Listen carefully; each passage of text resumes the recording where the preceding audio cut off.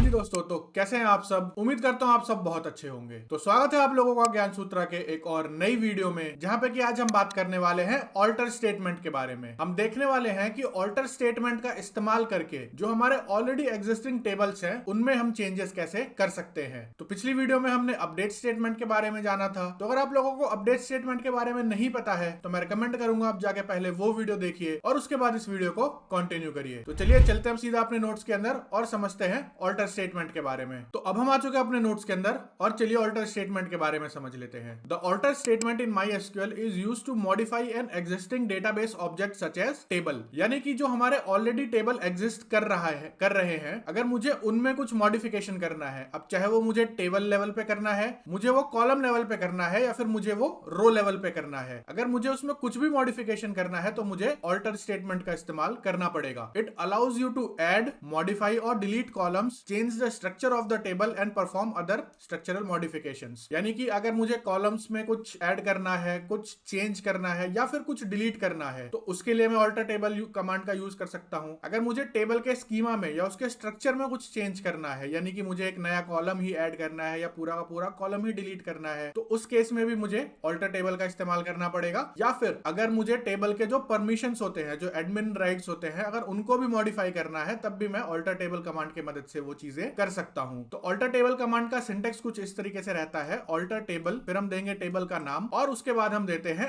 Action. तो action में क्या चीजें हम परफॉर्म कर सकते हैं, अगर हमें कॉलम ऐड करना है तो हम एक्शन देंगे ऐड कॉलम, कॉलम का नाम और उसका डेटा टाइप हम दे देंगे। अगर हमें मॉडिफाई करना है, यानी कि वो कॉलम ऑलरेडी प्रेजेंट है और उसका हमें let suppose data type change करना है या फिर उसका नाम चेंज करना है, तो वो सारी चीजों के लिए हम इस्तेमाल कर सकते हैं मॉडिफाई कॉलम का। अगर हमें उसके डेटा टाइप चेंज करना है और अगर हमें उसका नाम चेंज करना है तब हम इस्तेमाल कर सकते हैं रीनेम कॉलम का। और अगर मुझे पूरा का पूरा कॉलम डिलीट ही करना है या फिर ड्रॉप ही करना है तो मैं कर दूंगा ड्रॉप कॉलम का इस्तेमाल और दे दूंगा कॉलम का नाम। तो ये तो था कुछ थ्योरेटिकल चीज। अब चलते हैं सीधा MySQL वर्कबेंच पे, इसको प्रैक्टिकली समझ लेते हैं। तो अब हम आ चुके हैं अपने MySQL वर्कबेंच पे और चलिए ऑल्टर स्टेटमेंट को हम प्रैक्टिकली समझ लेते हैं। तो सबसे पहले मैं एक टेबल क्रिएट कर लेता हूं, let suppose employee details example के नाम से। Create table employee details underscore example. इसमें मैं कुछ कॉलम्स ऐड कर दूंगा। लेट से एम्प्लॉय आईडी को मैं दे दूंगा इंटीजर और बना दूंगा प्राइमरी की, और ऑटो इंक्रीमेंट का भी इस्तेमाल इसमें कर लूंगा। तो अगर आप लोगों को ये चीजें नहीं पता है कि ये प्राइमरी की क्या है, ऑटो इंक्रीमेंट हम यहाँ पर क्यों लिख रहे हैं, तो इनको हम कंस्ट्रेंट्स बोलते हैं। और अगर आप लोगों ने कंस्ट्रेंट्स वाली वीडियोस नहीं देखी है तो वो मेरे प्लेलिस्ट में ऑलरेडी अवेलेबल है, आप जाके वहां से चेकआउट कर सकते हैं। फिर मैं दे दूंगा वेरकेर और इसको मैं कर दूंगा नॉट नल। तो नॉट नल भी एक तरीके का कंस्ट्रेंट ही है। फिर मैं दे दूंगा लास्ट नेम को भी मैं डेटा टाइप दूंगा वेरकेर और ये मैं नल वैल्यूज ले सकता हूँ। फिर मैं दे देता हूँ फोन नंबर जो कि होगा एक इंटी, और इसको हम यूनिक कंस्ट्रेंट दे देते हैं, यानी कि किसी दो एम्प्लॉयज का फोन नंबर सेम नहीं हो सकता, तो इसलिए हमने फोन नंबर पे यूनिक कंस्ट्रेंट का इस्तेमाल कर लिया। तो अब मैं इसको टेबल को क्रिएट कर लेता हूँ। ये टेबल हमारा क्रिएट हो गया है। अब इसमें मैं कुछ डेटा इंसर्ट कर देता हूँ, इंसर्ट इनटू, या फिर मैं डेटा इंसर्ट नहीं करता क्योंकि हमें डेटा लेवल पे काम नहीं करना है, इस बार हमें रो लेवल पे काम करना है। हमें ये समझना है कि हम टेबल के स्ट्रक्चर को कैसे चेंज कर सकते हैं, उसके बाद हम डेटा लेवल पे चलेंगे। तो अब अगर मुझे एक नया कॉलम ऐड करना है, लेट सपोज इसमें अगर मुझे एक ईमेल आईडी कॉलम ऐड करना है इस पर्टिकुलर टेबल में, तो वो मैं कैसे कर सकता हूँ, वो मैं कुछ इस तरीके से करूंगा। मैं यूज अभी अगर मैं आपको डिस्क्राइब करके दिखाऊं, describe employee detail underscore example table, तो यहाँ पर हमारे 4 कॉलम्स हैं, एम्प्लॉय आईडी,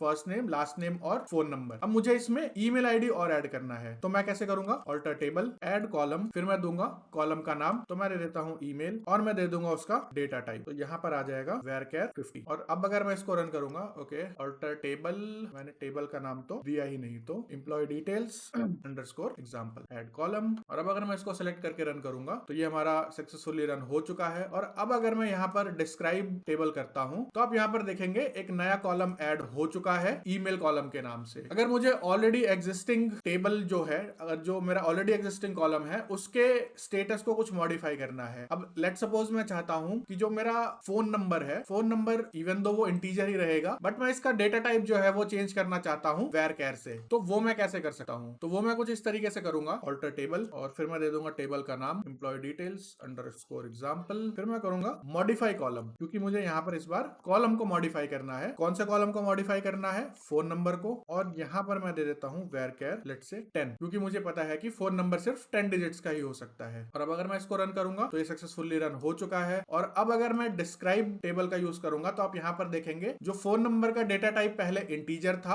अब वो var10 हो चुका है। तो इस तरीके से हम टेबल का जो स्कीमा है या फिर जो ऑलरेडी एग्जिस्टिंग कॉलम्स है उनके डेटा टाइप को हम चेंज कर सकते हैं। अगर मुझे कुछ नया कॉलम ऐड करना है, लेट्स से डिफॉल्ट वैल्यू के साथ या डिफॉल्ट कंस्टेंट के साथ, तो वो भी हम कैसे कर सकते हैं, वो हम कुछ इस तरीके से करेंगे। Alter table employee details underscore example table को ऑल्टर करना है। आपको एक नया कॉलम ऐड करना है, लेट सपोज स्टेटस। ठीक है, स्टेटस हमें नया कॉलम ऐड करना है और स्टेटस का जो डेटा टाइप होगा वो होगा अगेन varchar लेट्स से 10। और स्टेटस हम क्या देंगे, या तो एक्टिव या तो डीएक्टिव। तो डिफॉल्ट जो उसका जो डिफॉल्ट वैल्यू रहेगा वो होना चाहिए एक्टिव स्टेटस का। तो हमने यहाँ पर डिफॉल्ट एक्टिव कर दिया और अब अगर मैं इसको रन करूंगा तो ये सक्सेसफुली रन हो चुका है। और अगेन मैं अगर डिस्क्राइब टेबल रन करता हूं तो यहाँ पर आप देखेंगे स्टेटस एक नया कॉलम ऐड हो चुका है। अब अगर मुझे किसी कॉलम को रीनेम करना है तो वो मैं कैसे करूंगा, वो मैं इस्तेमाल करूंगा उसके लिए रीनेम कॉलम का। तो मैं फिर से करूंगा इस्तेमाल ऑल्टर टेबल का। मैं दे दूंगा एम्प्लॉय अंडरस्कोर डिटेल्स